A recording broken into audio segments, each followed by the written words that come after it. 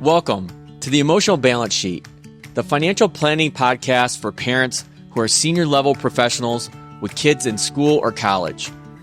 If you're tired of stitching together 4 different specialists to run your financial life, you're in the right place. I'm Paul Fenner, certified financial planner, enrolled agent, and founder of Tama Capital. I also have 4 kids, including a set of triplets, so I know the pace. Let's get into today's conversation. Hi, and welcome back. Am I being patient, or am I just stuck? It's a question I find almost impossible to answer honestly, at least. And it came from a line by Morgan Housel, and he wrote that the only way to do long-term thinking well is to know the very few things that will never change and put everything else in a bucket that needs constant updating. The few things that never change are the candidates for long-term thinking. Everything else has a shelf life. And that's actually a big theme from his second book that focuses on things that never change. And I keep thinking about how true that is for the families I work with. Dual income parents, senior level roles, director, VP, 2 careers, kids at home. You have more moving parts than most people and less time to watch any of them. So things get set once and left alone, and after a while, you can't tell what you're holding on purpose and what you've just stopped looking at. Usually, I have this conversation with families around a job change.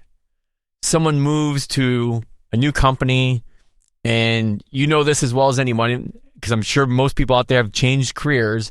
They make a stack of decisions in that first week. The retirement plan, how much to put in, where it gets invested, and then they never touch it. Any of it. Again, it just sits there. And then years and a couple of employers later, those plans are running on settings nobody actually chose. A brokerage account that's drifting along on its own, and there's no one person overseeing any of it. When I ask why it's set up the way it is, the honest answer I usually get is, I don't know. That's just how it's always been. That's not patience. That's a decision whose shelf life quietly expired. And to be honest with you, I catch myself doing the same thing, just in different corners of life. The place it showed up loudest for me was the time with my kids. As most of you know, I have a set of soon-to-be 16-year-old triplets and a soon-to-be 14-year-old. So they're only a few years from leaving home. And that's not a number I get to negotiate. And once I really put that in the bucket of things that will never change, a lot of other stuff got easier to sort and manage. The extra family, the bigger version of Tama, those have a shelf life. The years with my kids at home, they don't.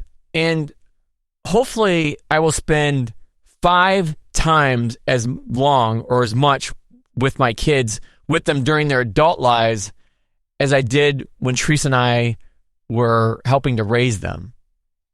And it's the time traveling I like to do in my mind. And I learned it from Hal Hirschfield, who I've had on the podcast before. And I've had several conversations with Dr. Jennifer Dragonette on this very topic as well. Because purpose or purposes don't change that often, but objectives do. And I just had to get honest about which was which. And here's what makes this so hard. When I come back to this, patience versus stubbornness, is that they can look identical from the outside. Both hold their ground. Both ignore the noise. Both say, I'm in this for the long run. The difference is on the inside. Patience has a reason. Stubbornness typically has an excuse.